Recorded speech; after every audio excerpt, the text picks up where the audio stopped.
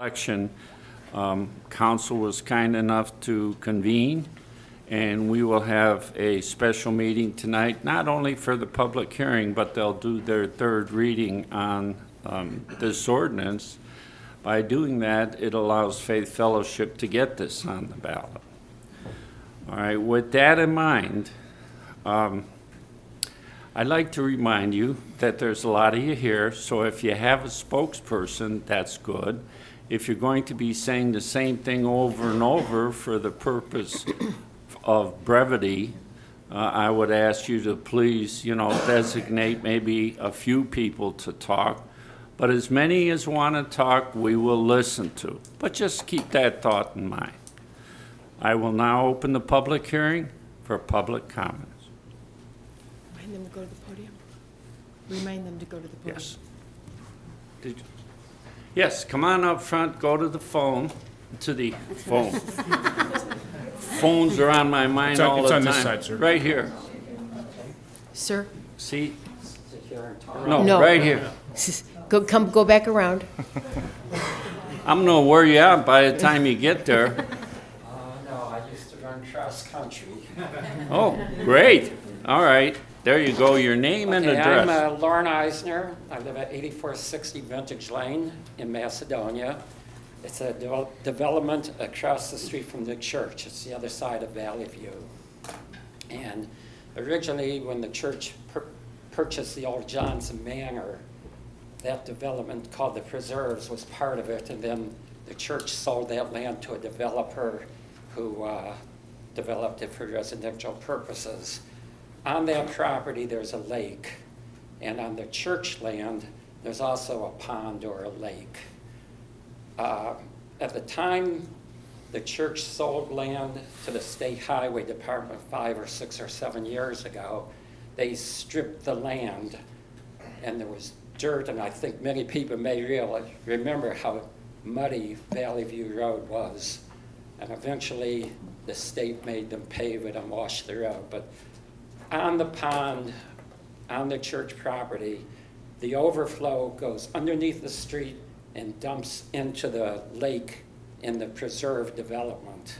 And I'm not even sure that the church realizes it or not, but the erosion from stripping the land has dumped so much dirt into the lake that the lake needs dredging. I mean, the water level at one end of the lake is probably 2 or 3 feet lower than at the other end of the lake. So I'm not opposed to them developing the land. I just feel that if they do develop the land, they have an environmental obligation to take care of the other people who have been affected. Well, that's very interesting. I've never heard that. And Nick, I don't even know if the state's we have our engineer here and our building commissioner. Nick, have you had anybody ever talk to you about that? No. See, so we're all learning something. Thanks for bringing it to our attention. That, I'd be happy to share with your engineer. Photos? Photos. Yeah, that's great. Okay. That's what it's all about. Thank you. Thank you, sir. You're welcome. All right, next. Any other public comments? Yes, sir.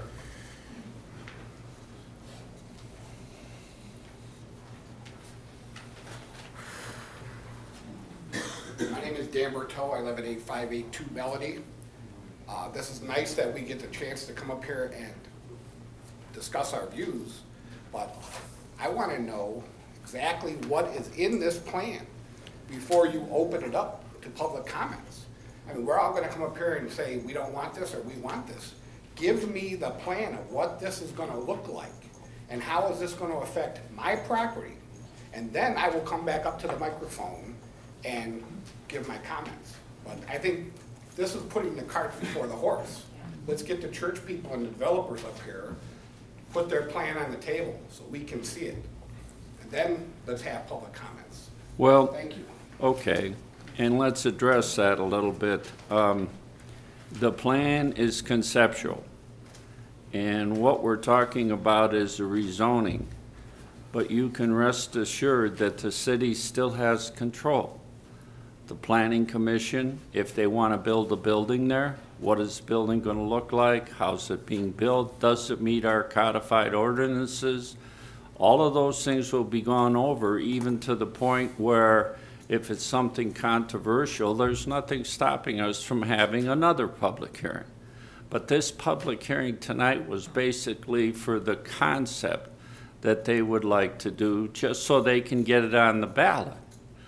You, as a resident, have every right to vote no because you're not satisfied with it. If it fails, either in the city or in the district, it fails. It must pass in the city and in your district. If it doesn't, it'll be going on the ballot again.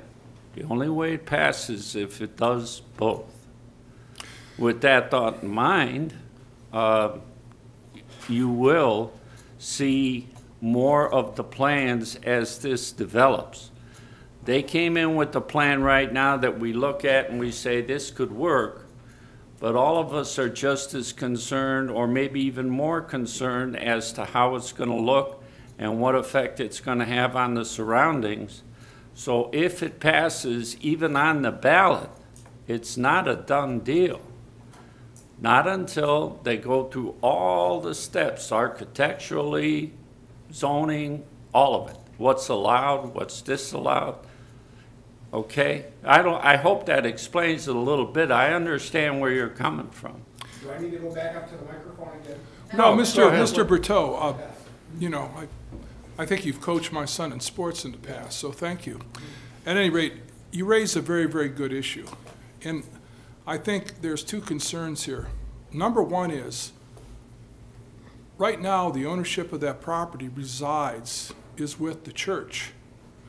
Once that property is rezoned, it can be sold and/or transferred to a developer. The concern is once the property's been rezoned, is the property going to be sold or transferred to a developer? And once the rezoning takes place and a developer, for instance, buys the property from the church, then the developer can pretty much do with that property what he feels, so long as he stays within the confines of what the property is zoned for. So I think, number one, a good way to approach this would be to, A, explain what the zoning that is being requested here, what can be constructed within that zoning. Number two, I think it's incumbent upon the church to explain whether or not they intend to sell and/or transfer the property to another entity. And number three, Mr. Testa, you're here. Mr. Testa, I have great respect for Mr. Testa because he does a lot of development in Akron, has done an outstanding job. He's here, and I know Mr. Testa may have something to add to the discussion. But I think, Mike, if you could explain what this zoning entails, it would help the audience understand exactly what can be constructed and/or built there.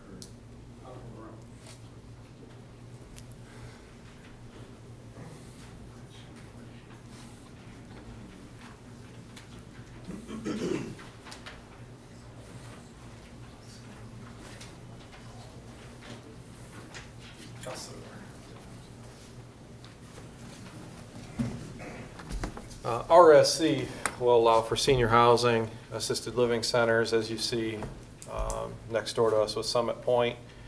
R2 zoning will allow multifamily apartment units, rentals, things of that nature.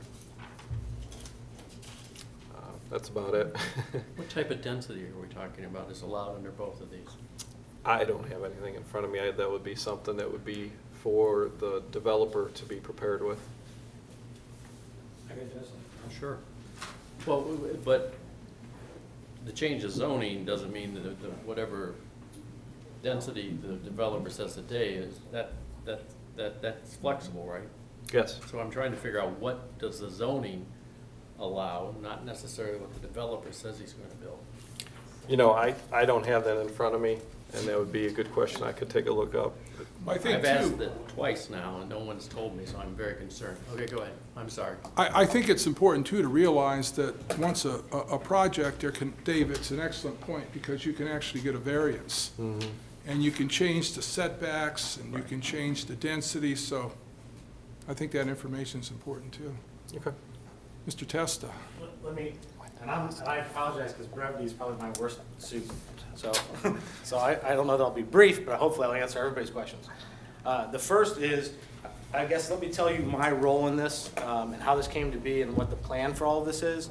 The church contacted me and my corporation as consultants. They wanted to find out what was the highest and best use for their property, and for us, we like to look at ourselves in this capacity as a bit of urban planners, so we like to look at what's the highest and best use for the property, both from the current property's owner standpoint, from the population they're looking to serve, and from the community at large.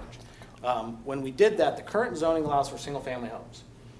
So it's important, I guess, to note from all these facets, the property could be sold today to a developer, and in fact, the developer has shown an interest in the property to come in and build single-family homes. It's a difficult site to develop for single-family. So from a realtor standpoint, to market the property to another entity, we don't feel that's the highest and best use. From a tax, one of the things we look at is the tax value to the city.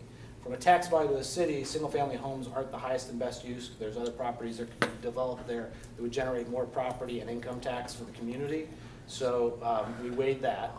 The other thing we weigh is the current surroundings. It's predominantly single-family residential.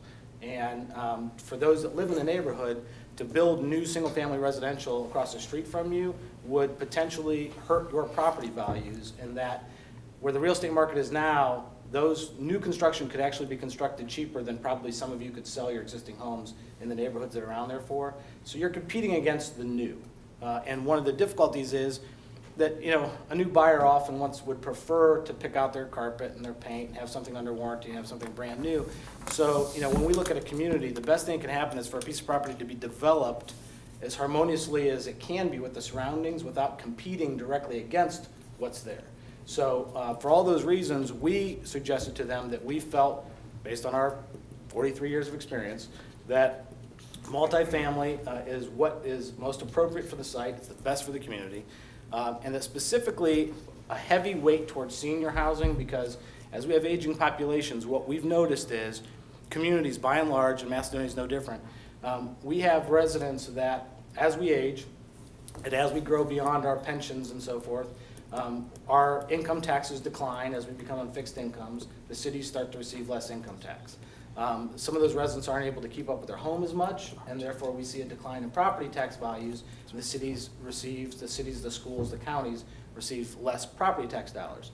So as a domino effect, when we're able to create affordable senior housing where we can move these people into rental properties, it frees up their homes for families that may earn more, that bring more income in, that may fix up the homes and bring more tax properties in. And as another side benefit, a lot of time residents on fixed incomes can't vote for levies because, or improvements or raise taxes in general because they just can't afford it. They'd like to see better services, they'd like to see better schools, but they just can't afford it. By putting them into a rental situation, they're not paying the taxes on property anymore directly, the developer is. So generally they'll vote for them, as will generally the families that move into their houses that sometimes have young kids, and so we see school systems escalate from that point. We see municipalities with a great deal of revenue.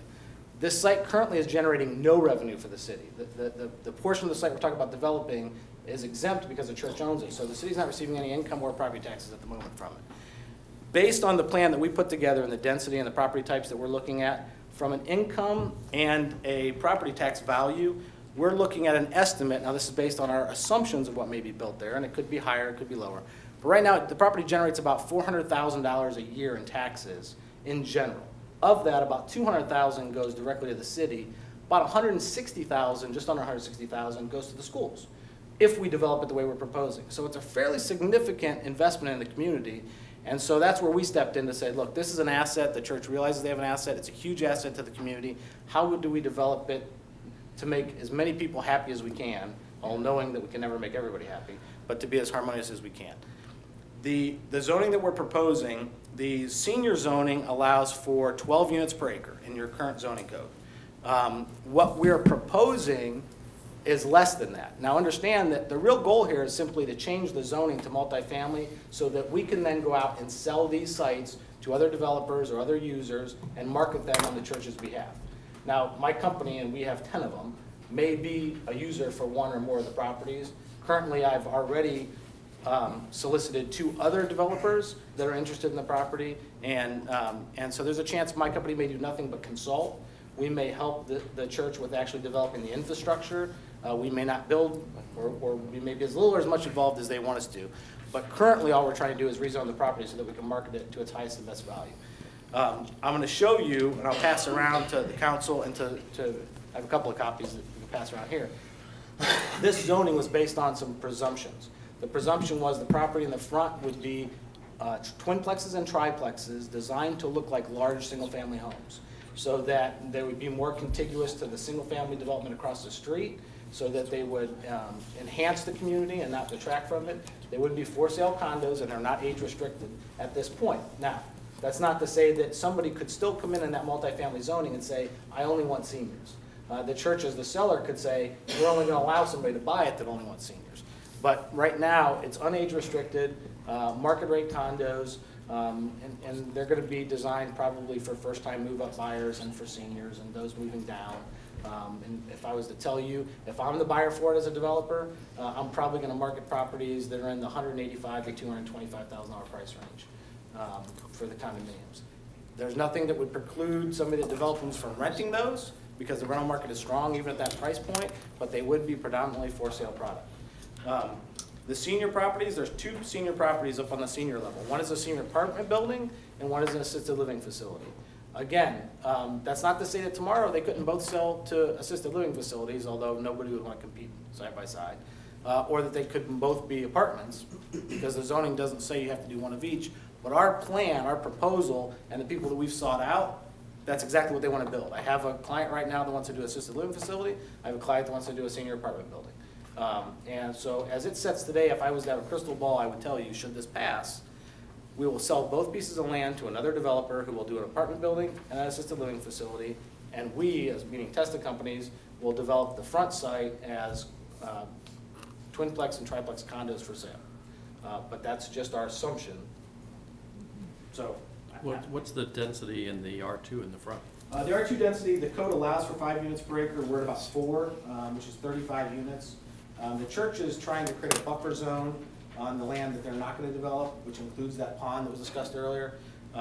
So they're not using all of the acreage, and therefore they're not going to go as dense on this proposal. But again, since we can't tell you this is what's going to happen today, the current zoning allows for 5 units per acre on the front parcel, 12 units per acre on the back. Which would allow for 216 units on the back portion of the property based on the total acreage. The current proposal has 150 units max. So, you know, what I believe to be developed is going to be far less than the density would allow.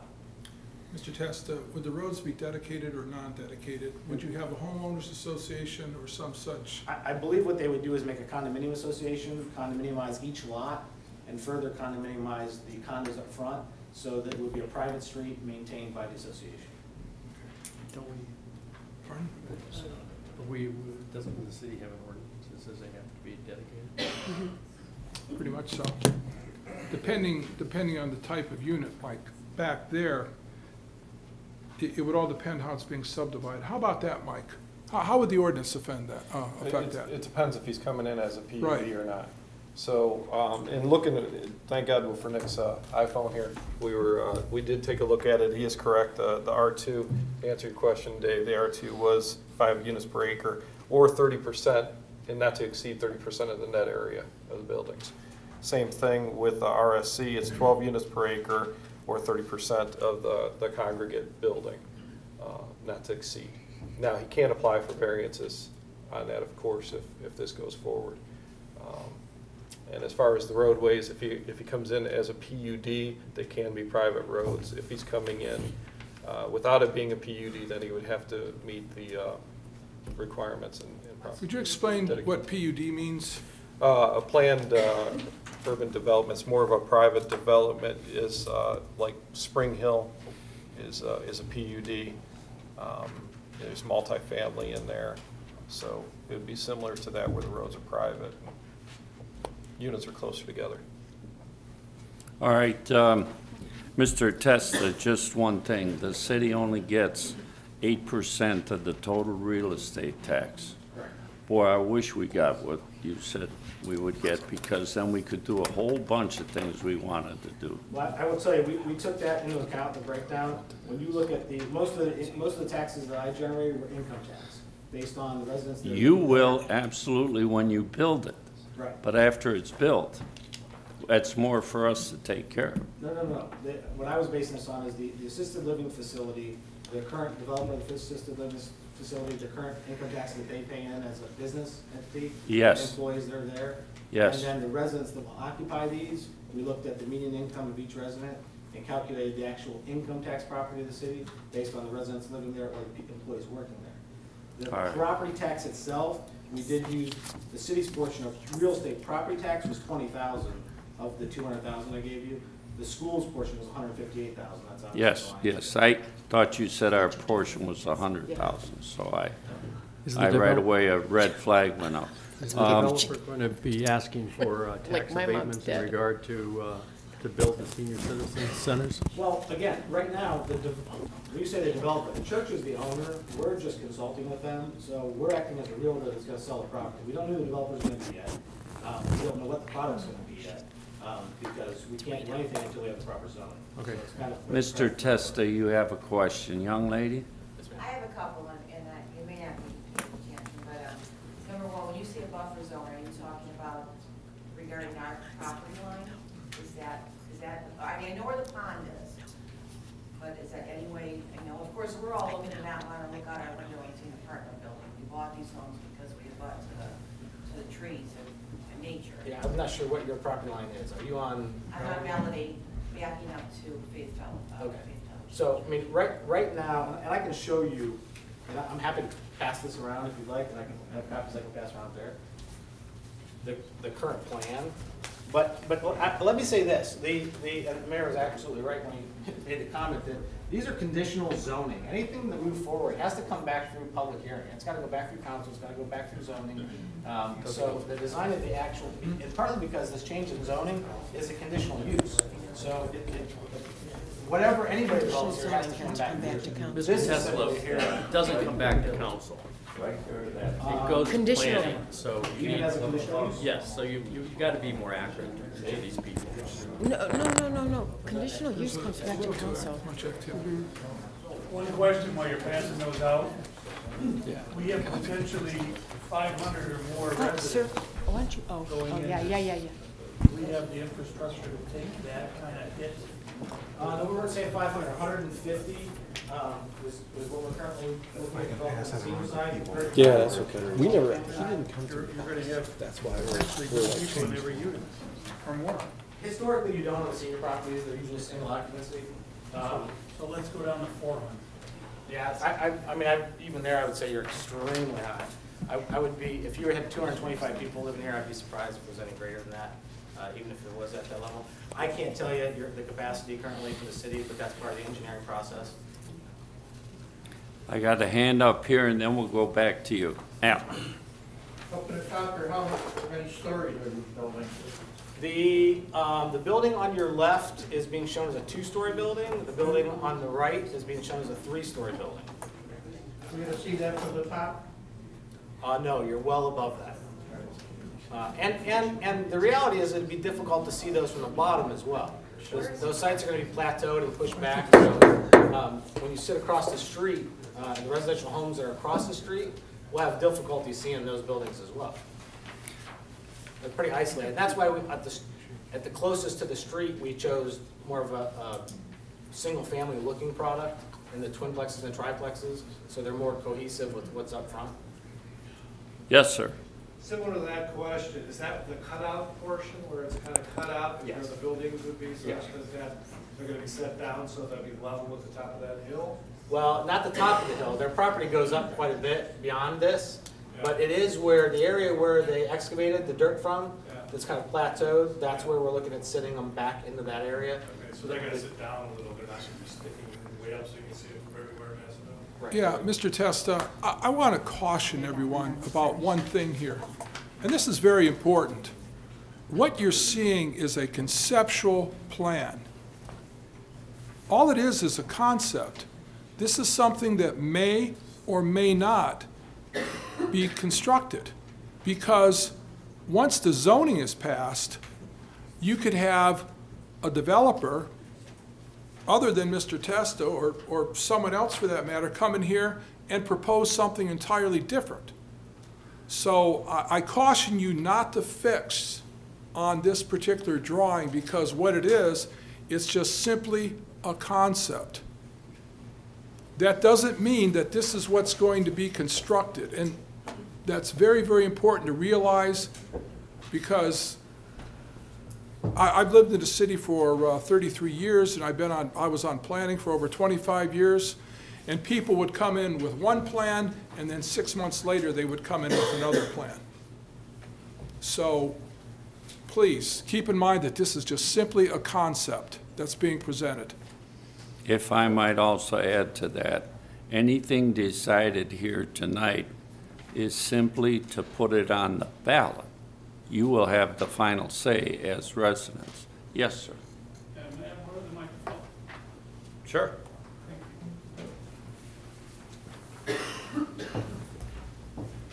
Eskil Eriksson, live in Summit Highlands 2. I speak on behalf of my wife, Claude. Eskil Eriksson. I live in Summit Highlands 2, Rockridge Court. I'm here to speak for myself and on behalf of my wife. Thank you, everybody. It's very easy to get hooked up on details here. We started passing around a map. We need to step back. The question here is the zoning. We need to stop the zoning, the rezoning. My wife and I, we moved here, as strange as it sounds, for the silence. We looked at a lot on the other side of the Summit Highlands 2 development. We could hear the 271 highway, so we found a lot on the other side, thanks to the silence. The second thing here, I very much appreciate Ken Martin's comment that we tend to get hooked on details. We have to step back and look at the big picture here. Once the details are presented, it's almost like we have accepted the fact that there's going to be buildings here and start looking at window size and height of buildings, etc. I would like to read part of an email that I sent to the board members of the Summit Highlands 2 Homeowners Association. We'd like to express our concern with the proposed rezoning of part of the Faith Fellowship Church property on 10277 Valley View Road, Macedonia, Ohio. Said rezoning would allow the church to construct residential buildings on their property. If a rezoning is approved and construction realized, it will negatively affect residents of Summit Highlands 2. Risk of decreased property value, dust, noise, and vibrations during constructions. And I'll stop here for a minute because we talk about tax revenue, we talk about what's going to happen in the big picture in the future, we talk about some details, but a big issue here is what is the environment going to be like during the construction period. I appreciate the comment about surface water runoff and the concerns with the environment, with the lakes and the ponds, the contamination on the grounds. We will see heavy traffic on Valley View Road and Route 8 during construction, and we remember how the Valley View Road got damaged during the excavation period in 2007, I believe it was, or 8. Noise from parking lots and residences, obstructed views and increased traffic after a possible construction has been realized. Destruction, and this is important, destruction of a green buffer zone bordering parts of Summit Highlands 2 and the other residences that are around on Melody. We do remind ourselves of the church's earlier projects on the property, removals of trees and forests, excavating of earth and soil for the I-271 ramp, and construction of buildings and parking lots. We also note that, and this is related to the plans that have been passing around, there are no well-defined plans, they're only conceptual of what buildings, type and height that the church or any developer will construct in case a rezoning is approved. And therefore, I come back to the rezoning. That's why we're here. We're not here to look at plans because they can change. The concern is the rezoning, and that's what has to be stopped. I'd like to take the opportunity and I'd like to make 2 quotes from the church's website. The site of the church, situated on historical manor acreage, is truly a sanctuary in itself, with the warm charm of the Western Reserve area, abundant wildlife, and beautiful floral plantings. The property's park-like setting is delightfully suited to the many diverse needs of God's people. Housing is a need of God's people, but so is silence. That was my comment. Then there's a PDF file on the church's website. Housing the church offices, the manors endures as a place of history and beauty, serenity and peace. All in all, the campus provides numerous opportunities for church growth and educational development. I don't see any of that in these plans. So, without sounding like I'm getting too biblical, and this is not a Mount of Olives, but it's already been tarnished enough, and Summit Highlands too, where I live, we're part of that problem. We moved into this property because it was already there. It was a beautiful site. It's on the top of the hill, and it's contradictory of me to stand here to try to stop somebody else from doing something that I've already been part of. But let's stop here. Let's keep the little piece of sanctuary that still remains. Thank you.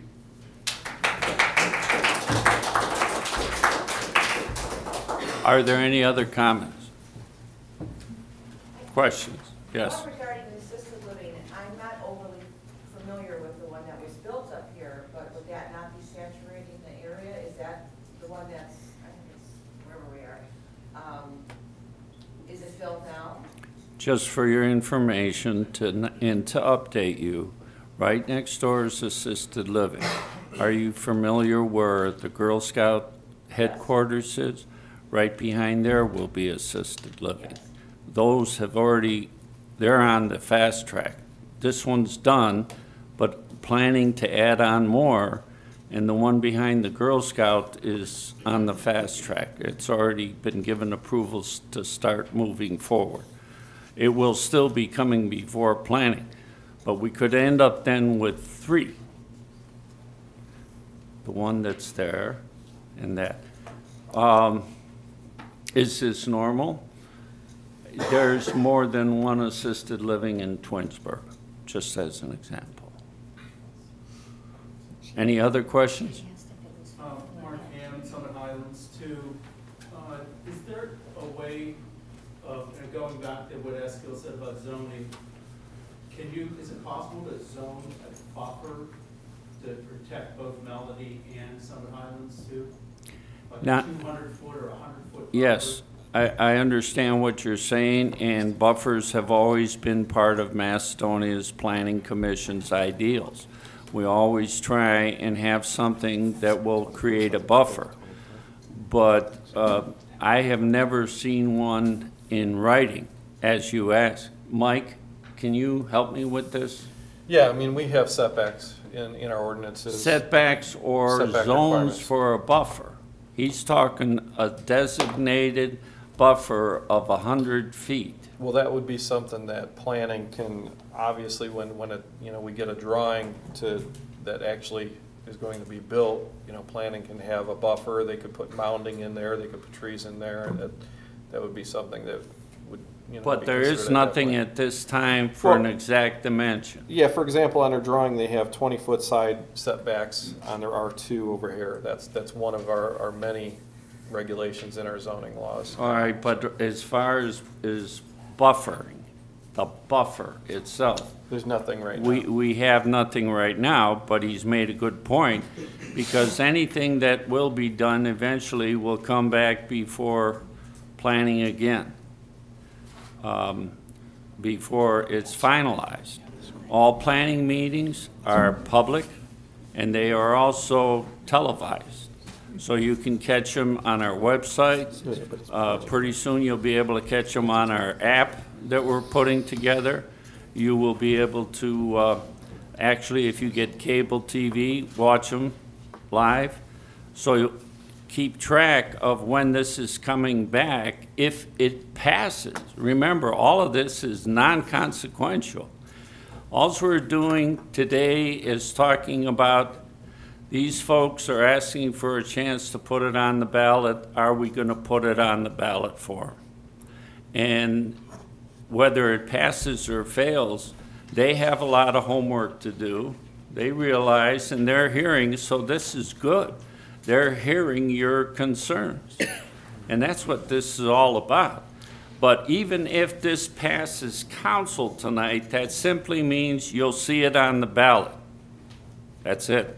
If you vote yes or no, that's up to you. Yes, ma'am.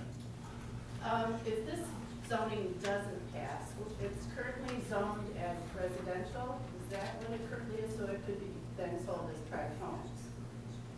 So those are our two choices. That's not telling you. Yeah, one The- side's R1 and one side's Because it's church-owned property, the current zoning of this property, I shouldn't say even because it's church-owned, but the current zoning the church has for the property allows for single-family homes and church-related businesses.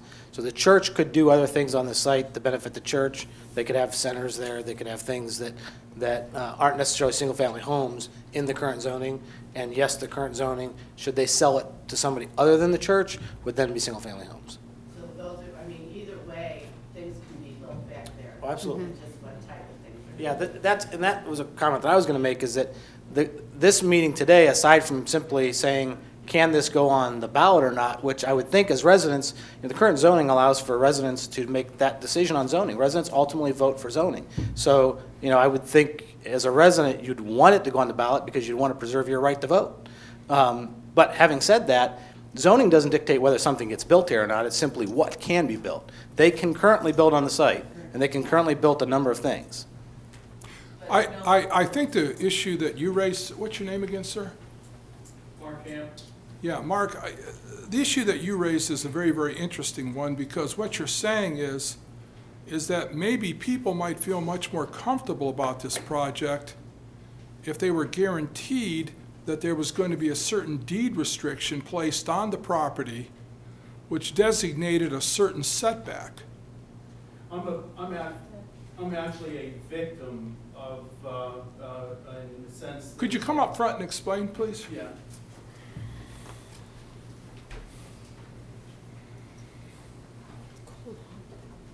Again, my name's Mark Ham. I'm with Summit Highlands 2.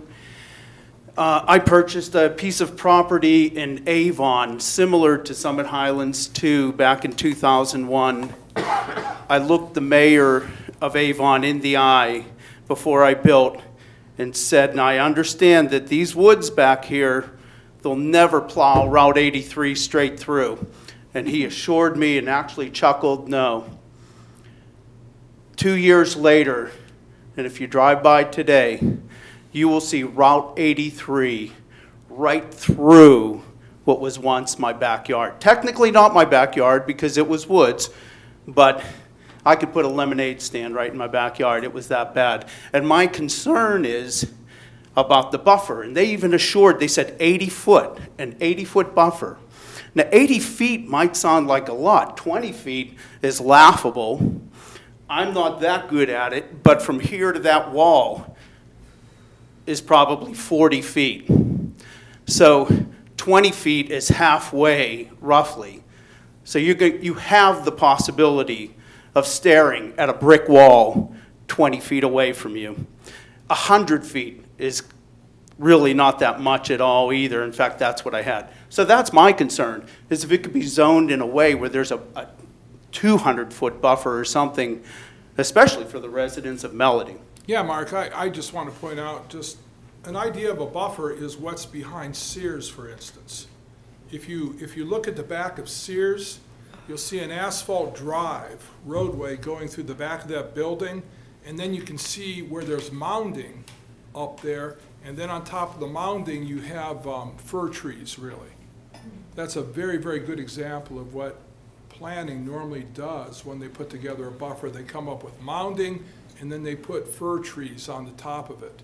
The fir trees act as screening, the mounding acts as more or less noise deadening along with the fir trees. So you have two members of the Planning Commission sitting here tonight. So believe me, we'll remember that. All right, but on the other hand, again, tonight we're here to talk about, do we put it on the ballot? Yeah, and I want to point out too, by the way our city is structured, by the way the charter is written, the decisions that are made by planning are not reviewable by council. So I don't want people to walk away with the impression either that when planning makes a decision that council gets to review it and either approve it or disapprove it.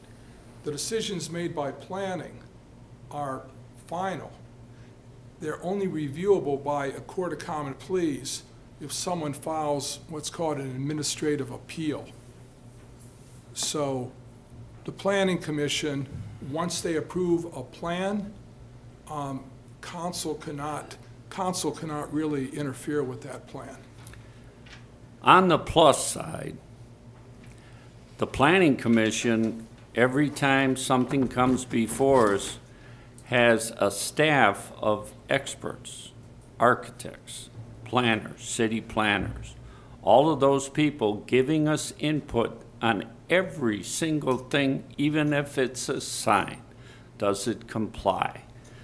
So all of these things go to the experts first, and they write up sometimes pages that we have to go over, go on site, look what's happening, and then make decisions. So it's not just, well, I want this to be there and it's going to be there. That's not how it works in Macedonia. It's going to be done with architects looking at this to make sure it conforms to everything we want to see in a building. We're going to be looking at buffers, and we're going to make damn sure you get buffers. We're also going to be looking at lighting, all these things. But as your mayor for 10 years, I bet you I've been through this 10 times, because it always seems like something's going to get built in somebody's backyard. When I bought my house, I had nothing but woods. Now I have nothing but houses, and I get all their stormwater. So, you know, it sucks, but that's how it is. If you have property, you have the right to do something to it. But what you're going to do to it is not going to be haphazard. It's going to be reviewed very, very thoroughly by Mike and our engineers and our planner and our architects, and we'll make sure that if it should be done, it will be done right. But that's not the point here tonight. The point is, do we put it on the ballot so you can decide? And when something like this goes on the ballot, you'll be voting on it in November. Between now and November, lots of time for you to look at the pros and cons and decide where you're going to put the little black circle. There's a lot of time between now and November, so this is not happening tonight. If it happens at all, it's up to all of you. Mr. Testa, considering some of the comments that have been made by the residents tonight, is there any way that you could perhaps come up with some sort of deed restrictions whereby you maintain that enough of a buffer and landscaping there? Well, let me say this. Is that something that we could contemplate, because the concerns that are being raised here are real? And nobody, I realize people have a right to develop their land. Sure. But on the other hand, people who live near that land have a right to the quiet enjoyment of their land also. So we have to balance those two interests. And what I'm saying is that I think that if perhaps you could work and come up with some sort of buffering or deed restriction on this property, so we know that the land is going to be buffered and that these people aren't going to be interfered with, to the extent that if somebody did come in, and as you pointed out, Mr. Ham, because I had the same thing happen to me, and you wake up one morning and your stomach, you know how it feels, don't you? Oh, that was exactly it. 1 minute, I look out the window and there's no trees. Right, and, you know, and the interesting thing was, council just voted to deny an applicant a water wakeboard park simply because in Longwood Park, simply because the environment, the trees, the plants, the animals, the flora and the fauna were more important. And that was a proposal put forth by Councilwoman Rita Darrow. But is there any type of deed restrictions or restrictions we could put on this property to alleviate these people or reduce their concerns, Mr. Testa? Well, I'll tell you one, I can't speak directly for the landowner, which is the church, although Sure. I am their consultant, but I will tell you two things. This property logistically has a buffer that's innately built in that can't be broken. The topography here doesn't allow them to build up to the property line. It's a severe topographical change. So the land itself is going to create a buffer. So for the church to put that in writing and create a buffer, I don't think is a hardship to them, and I think that's something that I would encourage them to do. Yeah. I will tell you, they've already contemplated other restrictions in the sale. Part of that is architectural designs. They want it to be Western Reserve architecture. They want it to be harmonious with what the church has already done. And this rezoning isn't taking into account the whole 50-acre site. So part of this is being buffered by existing church property. In fact, the whole west half of their site is going to remain what it currently is. So we're not talking about any of this development happening on the west property line. The north property line, you have that hillside that's going to break it up. And the only thing that's going to come close to the property line is the single family, I shouldn't say single family, but the single family looking product, the 2- and 3-family homes that are going to be down by the front. And I would expect that those would have a traditional buffer that any single family development would have, maybe even more so here. So I'm happy to have that conversation with the church and then with the administration and see what makes sense. But I don't think, if you look at the site itself, I think you can see logistically, whoever buys it can't build on that hillside. They're stuck with the plateau, which is going to put it quite a bit away and down from the surrounding property owners, unlike maybe a typical subdivision. Because the one thing I want to prevent here, because we've had this happen so many times, is what took place with Mr. Hand. Because I don't want these people to wake up one morning and experience the type of surprise that he did. You know, I have a question. yes, sir, but let me just say one thing, okay? That it's very healthy to do something like this. It's very healthy that Faith Fellowship Church is working with the city to bring it to the voters, because there's property in the city of Macedonia that was zoned R2 by the court. So this is good stuff. It's good to let your feelings be known. And then people, they're doing it this way instead of forcing the issue. They're trying to work with the people. So that means something too. Yes, now your question. You're talking about the senior housing that's going to be 3 levels. And because they took the dirt away from that hill by the Summit Highlands too, you're not going to need a buffer there, what you said, right? No. But those people that are up on Summit Highlands too, they might not need so much of a buffer, but instead of looking out and seeing the horizon and the landscape, they're going to look out and see the roof of these 2 buildings that are going to be 3 stories tall. Let me clarify And some of you also that. said that the houses that will be on the side by Melody in the front are going to have the traditional buffer or compliance what they have right now. And if you don't know that, it's 10 feet. You cannot build anything 10 feet from my property line. So my property line, 10 feet into the woods, that's nothing. So, you know, and on the west side, I don't know exactly where those apartments at Hunsford Farm, or I think that's what it is over there. But there's a lot of woods right there too. So, you know, I don't know if anybody is in the room from that area. All right, so let me clarify a couple You things. got a pretty big buffer right Fir- there, plus a parking lot. So First of all, that's not going to really affect anybody on the west side. let me address a couple of those. I want to be clear that when we're talking about these plans, these are just our proposed plans. We don't have plans to build either of these projects. They could be 1 stories, they could be 2 stories, they could be 3 stories. What we're currently showing is a 2-story building on the left and a 3-story building on the right. Both of those still significantly under the elevations of the homes above, so you would not be blocked by your view whatsoever. In that current design, should the next buyer do that. But again, we're talking about the zoning, and it's important, like was said several times, not to get hung up on those plans.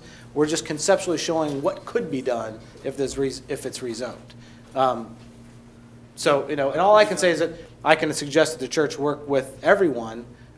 Yep, and I'll say this. Understand, from my perspective, I have no interest in this property. Not only have I not been paid to do this work, I've donated money for it. I'm not being hired, and I don't own any of this. And I may very well not build any of it. So, we're consultants that are trying to look out for the best of the community, and that's this give and take is what it is. One of the things I will caution you is when you put demands on a property owner next door and say, my house can be 10 feet away from my property line, but your house has to be 20 feet away from yours, doesn't create a harmonious community. The zoning changes we make, we all have to live by. So, that's just very cautious to say, I got mine, you can't have yours kind of, thing, which I know in redevelopment is the first thing that goes to people's heads is, I don't want change, But if it wasn't for the church, the surrounding property owners wouldn't be there because that was their property that they sold off and was developed as a single-family home. So, you got to be fair. Yes? Go ahead. Young man, right there. Is there a limit to the number of stories they can build a building? Yes. Which is 35 feet. Yeah, 35 feet high is the current zoning restriction. 3 stories. 3 stories is a 35-foot high building. I mean, theoretically, you could do 2 stories as 35 feet high. And that grade, I don't know, do you know off the top of your head what that grade elevation difference is, Brett? No, It's pretty significant. We're 100 feet. What? We're 100 feet from the post office level to some high. From Valley View Road, from the base Yeah, of Valley Valley View Road View to the Road. top of Summit Yeah. Highlands is 195 feet. Okay. Yeah. 195 I think we're feet. about 45 feet from the plateau to the top. It all varies, but Yeah, so I mean, just to get a realistic, should somebody build the max that's allowed currently, and again, everything can be variances. Somebody could come through and say, I want to do a 4-story building, and then I have to go through planning and get a variance, and then you'd have the right to come and speak again in front of planning. But currently, as proposed at 35 feet, and I believe that Brett is correct, but I believe that is, the top of that building would be under your yard, above, up above. I understand that, okay, you say it'll be under there, but also on top of that roof, you're gonna have air conditioning units. Don't know. Heating units. You may or may not, depends on how they May or design the may not. systems. Yeah. This poor guy that lives at the end of the road up there on Summit Highlands is gonna hear, he can't go out in the backyard anymore, I was gonna hear the hum from the rooftop unit. What could they build now? Well, right now, they can build both single-family homes, again, as I said earlier. You could sell the land to a developer that could build single-family homes. The church could develop it and build a single-family home subdivision. And understand when you say single-family homes, because this always seems to be contentious, because I do a lot of affordable housing. They could put Section 8 housing in there tomorrow. When people think I'm protecting my neighborhood by zoning, it's not nobody's saying how expensive those homes have to be, or if they have to be rentals versus for sale properties. The current zoning allows for single-family rentals to be built in there. It also allows for the churches to expand and build church buildings, which is a pretty general, and you might be able to speak better than I can, but the church in building their own facilities there has quite a lot of latitude, right? Yes. As long as it's a church-based facility. So they could build, a congregational facility. They could build, a youth facility. They could build a rehab facility. They could build a lot of things back there that are church-related that you may not want as much as a senior housing. Because historically, I got to tell you, senior housing is pretty quiet. Well, and I have asked that same question of our assisted living centers. And believe it or not, folks, they are saying to me that sometimes there's only 50 people total that come the whole weekend. So they're not very noisy that way. Well, and vehicularly, and that was a comment that was made earlier by one of the residents. I mean, I have to tell you, because we do several of these, we build for some of the people that we're talking about for assisted living facilities. In those facilities, very few people have cars to begin with. Even in the senior apartments, very few of the residents have cars. So compared to a single-family subdivision, vehicularly, you're going to have a lot less traffic in this concept than you would if that was developed as single-family homes and the amount of traffic that occurs on the streets that surround it. Again, I'm just telling you from our standpoint what we've looked at to be the highest and best use for the community. We can take into account everybody's input, but I'll tell you from a completely unbiased standpoint, because we had a project, we were going to facilitate one of these projects, and we've decided not to do that. So we're no longer involved, right now in the design of either of those senior projects. Steve, how much, Mr. Testa? Okay. What, by rezoning the property, how much would the value of the property be increased? Would it double in price, triple in price? I mean, the reason people want rezoning, as a general rule, is they either have to rezone it for a particular use that they have in mind, Right. or they rezone it because then they're able to resell it, and they're able to get a very, very good return on their investment. Right. So what are we talking about here by rezoning the property? How much will it increase in value? 50%, 100%? Because we're taking it from single family, and it's been very popular in this community within the last 10, 20 years that create PUDs, because you find your PUDs, they're selling those that are maybe 70 or 80% of the price of a single family residence in this community. So the thing is, the main reason why this rezoning is going to take place is because A, the church feels it's a better use of the property, but at the same time, it also greatly enhances the value of the property that they bought, i.e. their investment that they made when they purchased the property. When I started off, part of what I said is we took a very multifaceted approach at determining what was the highest and best use. To be honest with you, the overall value, the cash value of the property was probably the least weighted of all those. Part of it was the church's desire to build sustainability for the church, to have their congregation as they get older, to have a place to live and not have to move out of the city. The Catholic diocese is the church in the city that's been going on for the last several years, because it's a problem that our churches have, is that our congregation grows older and then they have to move out. So that was part of it. Part of it, as I said, was the impact on the surrounding neighborhood and the fact that we feel senior multifamily housing is less impactful than single family for the existing single family neighborhood for a multitude of reasons. And then two, the income generated for the city. We determined that in multifamily was a much higher income generated for the city that was better for the city overall. So I can't tell you specifically what the cost difference is on cash value of raw land. I can calculate that, and we did. I don't know it off the top of my head, but I don't think it was that significant of a change. Right now, this property zone multifamily is probably worth about $750,000. We're looking at about 25 acres, I think, of the 50-acre rezoning. So 25 acres, and if I told you that a typical single family, it depends on what was built, subdivision was probably 3 units per acre, you've got about 75, let's say you have 100 homes in there, and of those 100 homes, you probably could sell raw undeveloped land for, I don't know, you're probably real close, about $500 to $7,500 an acre for raw undeveloped. Of course, they have to develop it, and then it's worth probably $50,000, $60,000 a lot. But they got to put a lot of money in to redevelop it. So the cash value to the church probably isn't that significantly different. The income value to the city is, and that was more what we were looking at. Okay, I have a question. If the land value... Yes, go ahead. Thank you. If the land value is not that significant difference for the church to where it is now after they sell it and develop it, what would be the argument from the church to sell 250 feet to all the property owners around there, develop what's left? We have the opportunity to keep the berm that's behind us. Somebody could look into that. I can tell you as an agent that's representing the church, I will be happy to sit down with you and talk to you about selling you part of the property. I knew he was going to say that.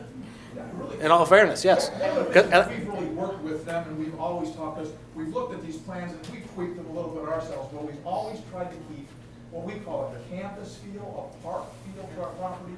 We were approached by Ryan about this, and they showed us what they would do, just put rows of streets and homes up and down, and we just didn't like that. Reverend, excuse me. So we've looked, and we've talked really for years about this. We've been before the planning Sure. commission. But our goal was to keep, we have close to a 200-foot buffer on the north side. It gets closer towards the front on the one side, but our desire is to have, we have plans for walks through here, even discussion because of the grade of an amphitheater so that the residents would have a place to go for outdoor concerts. The church, we're very musical as a church, and so we see us doing that type of thing, but You used to have Sunday services outside. I hear the music all the time in the backyard. Yeah, we did. I mean, if there's not that much difference. Yeah. Reverend, Let's sit down and talk about it. Okay. Reverend, why don't you go to the microphone and introduce yourself? Because this is televised. So people can see you, Okay. hear you, know who's talking. Okay. I'm Mike Gorell, and I've been on staff at the church for about 18 years. I've known Dr. May for 30 years. We actually ate at Johnson Manor together 30, well, wasn't that long ago, was it? 25 years or so ago. But I'm the administrator there, but I'm also a minister. And so, but we've had a building committee on the church, and we've looked at these things, trying to see what to do. And really, when we first started to do the building that we did now, we had a lot of questions on the Spring Hill side where the development was. And we met with them, we had a hearing like this, and I continue to meet with them, and I will meet with you and open my office to come in and look at the plans we have, see your thoughts, because we work to try to preserve everything on the west side. And actually, the president of the Spring Hill Association said, you've worked with us more than the city or Gross Builders who was doing this construction over there. So our desire is to keep you happy. We'd love to see you come to our church as well. But we really want to make this, beyond our generation, something over the years will be an asset to the community. People will be proud to live here. People will want to live here because of the community neighbor feel to it. And so, but the buffer, I mean, we've got it almost, I'm looking quickly and I can see 200 feet on the north side. They're tighter on the east side toward, the east side toward the front. But anyhow, we would definitely want to talk to you about that. You might want to point out, and I don't know if you're looking at this plan, I guess I want to be real, so that everybody understands. If you're looking at this plan here, it's this property on the east side and going up here, we'll talk about rezoning. The church owns all the rest of this property and is not leaving it untouched. So when you talk about buffer zone, there's 25 acres between this subdivision and what we're talking about rezoning. You couldn't ask for a bigger buffer zone. We're not touching this. We live on that side. No, on the Melody Lane I side. understand where you live. I'm trying to address the other. I can't move your property any further away from the property line, but I can facilitate the church talking to you, that's for sure. And I think, to me, I would be willing to walk and look at it, because we're in a preliminary stage looking at these things, but to walk and say, what is it we see we want to keep, what do we want to maintain? There's a retention basin that was put in and to control the water when they did the excavation with the dirt and stuff like that, but, you know, I make myself available at the church anytime to call me, meet with you, or come on a Sunday. Well, Why don't you stay all the way back to the log cabin? To the log cabin, yeah. Yeah. Well, really, all these things are we treasure so much of what's been done there, and we want to maintain that. And we uncovered a trail that was put down there maybe 50, 70 years ago. We've been uncovering this year, and it's gold. It's just beautiful. And we want to maintain that. We love to see the thought of those walks and even an amphitheater we've talked about building within here for that purpose of just, you know, really having a community that people want to be where they want to be. So we've wrestled with this all evening, and a decision does not have to be made here tonight other than put it on the ballot because of the way Faith Fellowship Church has come to us and asked us to work with them, and that's why it would be on the ballot, but the decision is still not final. If there's any questions, any problems with any of this that you have a man right here who said, come in and talk to me. Yes, sir. Just one more thing, I want to reemphasize the importance of silence, and that includes amphitheater. No, silence is extremely important today. You have noise everywhere. Phones, TV, traffic everywhere. Summit Islands too, the church area, Concert Farms, even Melody Lane. Even though it's very close to 271 and you can hear the train sometimes, there's Route 8, there's silence. You shouldn't hear the trains anymore. That's really aggravating. There is no need to blow a whistle in Macedonia. The rumbling. Yes, sir, Mark. In the interest of brevity, I just agree with what Askill said. Is in Summit Islands too, some people are uncomfortable with silence. We like silence and treasure it. And what may be considered melodic music and a nice amphitheater really just scared me quite a bit, seriously. Very much scared me enough where I would want to vote against, even though I was sort of for it. Just, and I know we're getting way ahead, but I just want to emphasize, I agree with silence. I like the silence. And that's what we're doing. We're talking about all aspects. Yes, sir. Right there. This will be brief, so I won't go up to the podium. We live on Melody. When we bought our property, we were signing our papers, we saw that there was a 50-foot variance or easement between our house and our northern neighbor. And I called the city about that, and I said, what is that all about? And they said that was used by the developers to access the back of the property, which is the church's property now that they're proposing to sell. And I said, well, what's a situation that could make it that, okay, a street's built here if they ever need to go back to that property? And they said that could never ever happen. Is that true? That was true 10 years ago, or at least someone's BSing me. Is that true today? That there'd be no entrance or exit streets built from Melody into this property? Well, I'm not going to chuckle when I tell you this, because another mayor chuckled when he said this, that it's impossible. But I will defer to my building commissioner and engineer. I think that sometimes we talk about planning commission, and you've got to watch a meeting. We actually have a fire inspector sitting on the committee, the commission. And he is always concerned of access to get at something in case it's burning.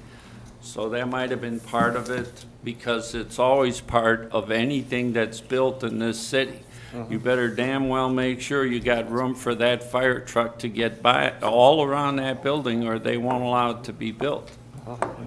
Do you guys have anything to add to that? Yeah, they can certainly add a road going in there.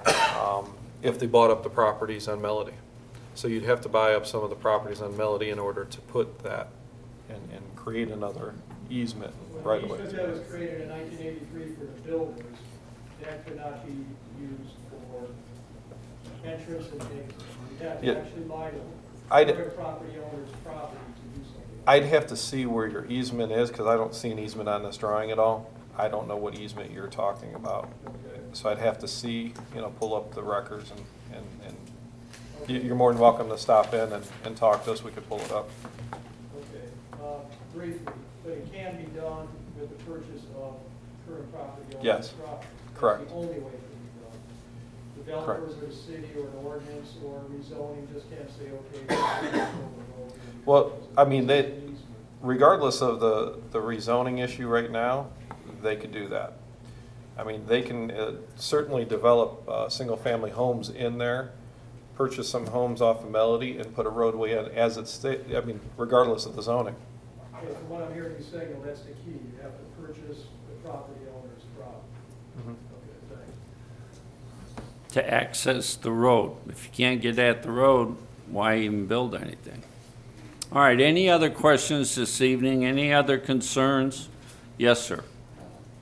Currently, the land is plateaued, horizontal, 7 or 8 foot vertical drop off, another plateau, another vertical drop off. It doesn't seem like it's wide enough, any one plateau, to build an apartment house or even a residential house. So it sounds to me like they're gonna have to flatten, eliminate one of the plateaus and do a major earth hauling job like they did 7 or 8 years ago, which was quite loud and quite messy. But are they planning to level one of the plateaus or build it into the hillside? I can tell you by the way that the land is laid out right now, no matter what the size, the footprint of a larger apartment building and the makeup of the land, it's a lot of shale and gravel that's out there. It would require a lot of moving of earth. But the goal of most projects like this is to eliminate taking soil off or bringing soil in. And the way the plateaus sit and the footprints of the building can go on there by moving dirt around, which you have to do anyway to get down to foundation level. And so we have looked at that, and especially given the amount of construction that would be required to get up to that plateau, to have to do that and be bringing in dirt would all be, it just wouldn't make sense to have to do it that way. So it can be constructed with what's up there without really having to bring things in and out. Hey, Nick, how is this going to, oh, I'm sorry. How is this going to affect stormwater drainage? Because whenever you change the topography of the land, you know, we've had some problems in this area. And how is this going to affect it? Well, I mean, any plan of development. Because you're taking away a bunch of trees, which right. It naturally absorbs, and now, how are we going to handle all this stormwater and drainage? Well, that's why we have our codifieds that have the stormwater regs. Any development such as this that comes before us needs to abide by the stormwater regulations that we would be comparing these plans to and reviewing them against. Here in Macedonia, we follow the criteria set forth by Summit County Engineer's Office. So any plan of development would have to meet those requirements, and you have to look at the pre-development conditions and compare the post-development to the pre-development, and there are certain restrictions based on that. So we manage the stormwater. And that ends up resulting in, whether it's a surface pond or an underground detention basin, you got to deal with the volume, and then you also have to deal with the quality of the water too. So the regulations are pretty strict right now. I would add to that too that the Summit County Soil and Water and dealing with the Ohio EPA, it's all part of the same umbrella while you're under construction. And you have to have a stormwater pollution prevention plan, and it's every year it gets a little more elaborate. And silt fencing and putting all of the necessary buffers in place. They actually come out and randomly inspect, and it's once every week, once every other week. If they see a spot of dirt on the road, you get in trouble. The amount of restrictions, there's a serious amount of work that goes into just capturing the dirt and not letting it get off the site. I'll tell you, and two comments. One is that a multifamily building, a multifamily site like this, because you're not developing the entire acreage, you may have a footprint that's on 2 acres of a 12-acre site. You're generating far less watershed for this than you would a single-family development with all those rooftops and gutters and driveways, and you have far more green space in a multifamily development than you do in a single-family development, so it actually helped the system. But I will also, mentioning in the Brett, when you talked about the lake that's across the street, I can tell you from my own personal experience, I just bought a development that a developer had put half a development in, and it went under. I bought it and redeveloped it.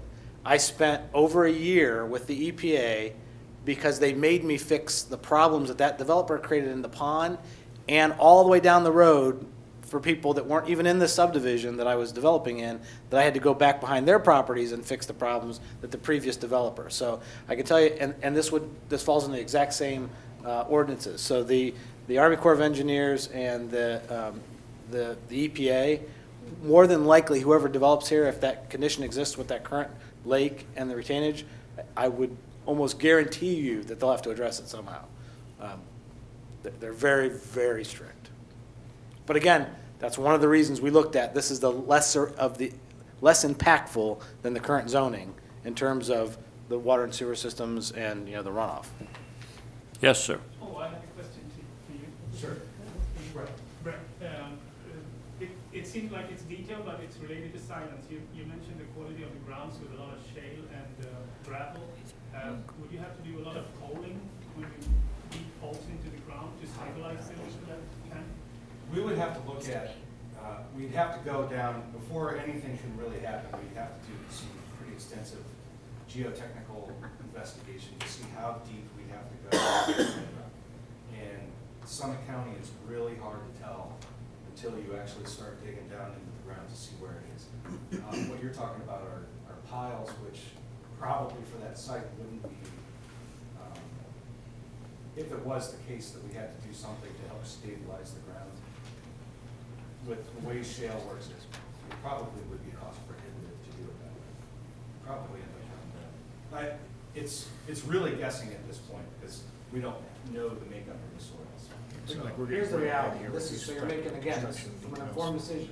If this building requires undercast piles and we have to core drill down in, or whoever does to put them in, if you can imagine these two buildings, and it's not quite this simple, but just imagine that you have to put cores down in the corner of each of these buildings and drill down. You have two buildings, you gotta do this 8 times. If it stays the current zoning, it's a single family subdivision, that's gonna happen hundreds of times. So in terms of noise, it's gonna be far noisier building a single family subdivision than it will be a multifamily subdivision. Far noisier. Well, Brett, you just said that you don't know the makeup of the soil. Is there not an oil well in there? I mean, where does that oil well now come into play in the housing? Well, I'm talking about specifically, when I'm talking about. Well, they still had to drill is that closed and failed now? Yes. That kept us up for Yes. weeks and weeks. And Yes, I was there. Okay. It was. It was not really appreciated a lot because it was within 500 feet of dwelling in Macedonia here. But see, unfortunately, the state keeps messing with us. And the state took away our ability to stop drilling for oil. So your next door neighbor could drill for oil, and the city can't stop them. So I was out there, I saw it, and I'm aware of it, and nothing ever came of it. So that didn't work out. We need to stay on course here, okay? There's a lot of details. You have months to go over those details before you go in that booth and make a decision if it passes here tonight. You can ask questions, details. Feel free to call me. Feel free to call our building department. And with all due respect, Mayor, this is all built up. There's questions and there's meetings and all this stuff, but with all due respect to city council and the city, I think this is all a done deal because all you see is dollar signs from tax revenue coming to the city, where we see our private, tranquil neighborhood just being torn up. And I understand that. We've talked about that. There's one development here in Macedonia that woke up one morning to see their forest gone, and it was zoned general industrial, and there's huge buildings there. I mean, it's Macedonia has grown by 24% in 10 years. I would say just about everywhere in this city you look, somebody lost their view. That happens, and it's been happening because Macedonia is getting to be the place to live. Mayor, if I can address that, sir. Sir, Well, but they can already put single-family homes there now if they choose to do that. I mean, all this is doing, and we're getting it seems like we're getting just a little bit ahead, like the gentleman over here was saying, is that all we're doing is to put this on a ballot, and then you guys get to choose whether you want single-family stuff there or one building that's got some elderly people living in it. That's what you guys get to choose. And I know there's tons of questions. I mean, I know, same thing. I had a house put in next to me a year after I built there, and all of a sudden there's no woods there. I get it, but they can do that tomorrow. They can put that in there tomorrow if they choose to do it. And I think them come to us.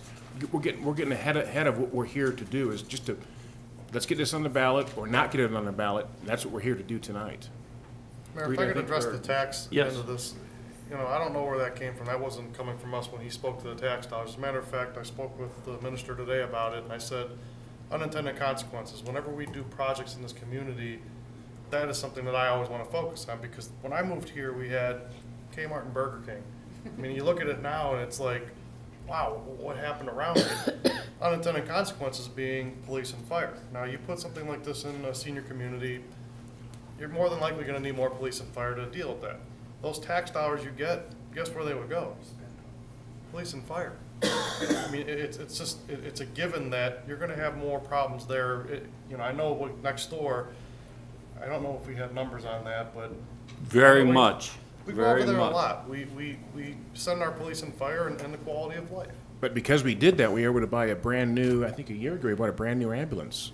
I mean, those are some of the reasons. And the Yeah. ambulance can come to your house just as much as it comes to my house or to the place next door here. And we heard before that the residents in these communities are not paying taxes, it's the developer that pays the tax. Well, So actually, if you have 100 residents living in an apartment building, you have one person paying the tax on that apartment building, not 100 different residents paying tax on that apartment. they live there. It's a residence. Yes, sir. They pay tax. If they're retired, Well, I don't know the They difference if pay it's coming from one tax. guy or 100 guys, if it's the same amount. if they live there in a senior apartment, In that they pay their apartment, rent. they're paying their rent and they pay taxes. And I understand what you're saying, but, Checks now that they send out every month. no. What's the difference? Let's not argue about it, okay?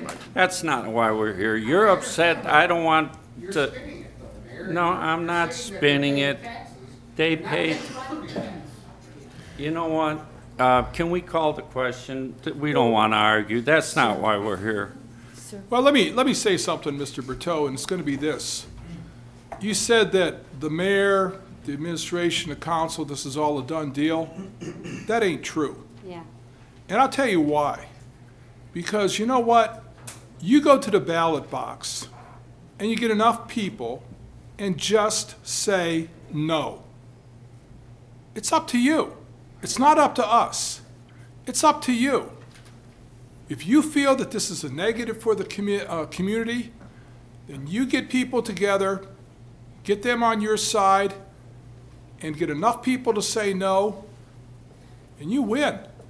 But in 5 minutes from now, it's going to be 6-0 vote to put this on the ballot, or to accept the proposal. So then it's up to us. Right now, it's up to you guys that are sitting up there to decide to accept this proposal or reject it. We can't have just one person talking. Remember, we talked about brevity? Yes, sir.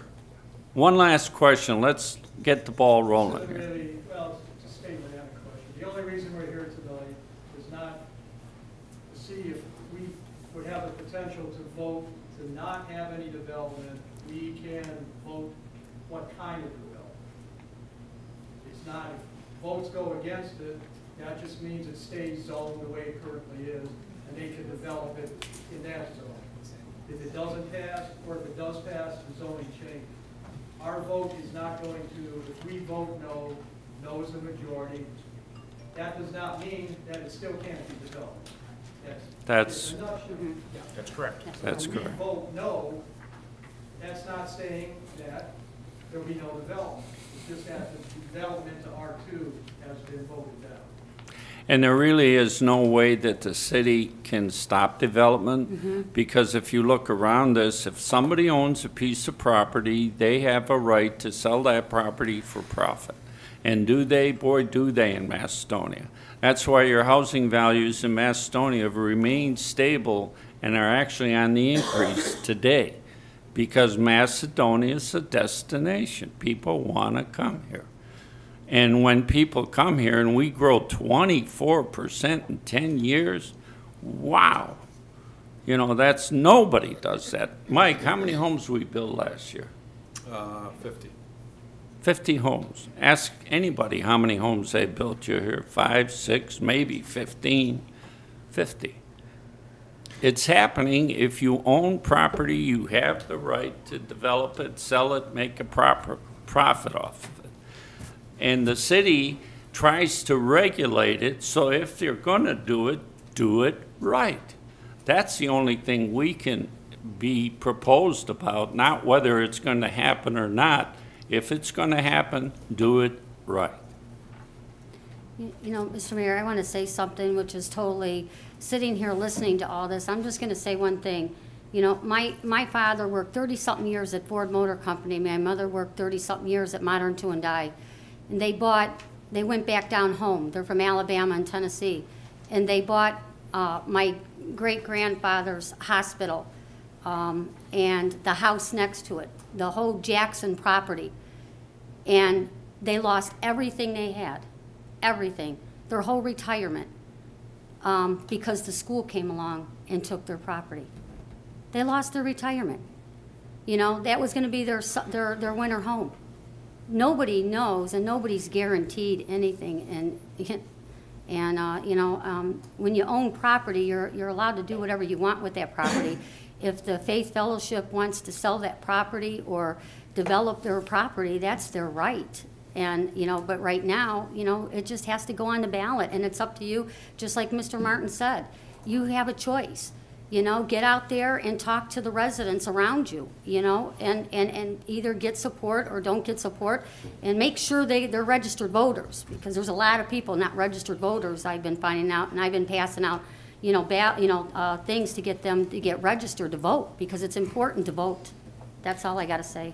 All right, thank you. Who will be offering this, Josephine? Here's what you need to do, sir. We're adjourning the public hearing, and then we start our next session, which is a special meeting. It's a separate item. No one will have the opportunity to speak at this time because you've already had that opportunity. And we'll just start with the purpose of that special meeting. So, Do I have a motion to adjourn? Make a motion to adjourn. Do I have a second? Second. All right, our public hearing is adjourned for this evening. Next, I would like to call the special council meeting of August 28th to order. In order to 29th, thank you, to order, in order for us to work it and go at the decide on ordinance number 76-2013. Now, I don't know who proposed this. Roll call. this came from, it's already had its first Two. and second readings. Yeah, it came to me like this from the law department. All right, well, first of all, could you give me a roll call just so we go by the book, please? Okay. Mr. Barker? Here. Ms. Darrow? Here. Mr. Engel? Here. Mr. Martin? Here. Mr. Miller? Here. Mr. Molnar? Here. So we're at its third and final reading. All right, I'd like to offer ordinance 76-2013 for its third reading by title only, please. Second. And I'll read it because I know you all want to hear it again. An ordinance amending the zoning map of the city of Macedonia, Ohio, to rezone certain land from R1 resident district to RSC senior citizen residential district and R2 resident district. And what's your pleasure? I move we pass and post ordinance 76-2013 according to law. I do need a second now. Second. Roll call. Mr. Barker? Yes. Excuse me, Ms. Darrow? Yes. Mr. Engel? No. Mr. Martin?